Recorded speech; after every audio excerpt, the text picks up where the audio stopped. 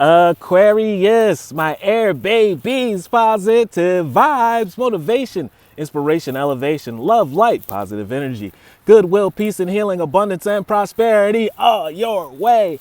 Please like, share, comment, and subscribe if this page been a blessing to you. Check out my LinkTree. Link is in the bio. I do have some special treats there for you. Your word of the day is guidance. Allow yourself to have a teachable spirit, a humble heart. It's time to ask for some help. You may feel as though you come so far and you're a little bit in a rut. There's nothing wrong with asking for help. It's time to evoke and start a prayer life, a meditation life, going out to the elements life. Or when you ask Spirit for this guidance, when that person, that download, when that intuition comes your way, I want you to have an open heart to be able to listen and then also digest it. It may not always feel great, but you know it's for your own good. You know it's for the greater good. Then I want you to act on it and do it.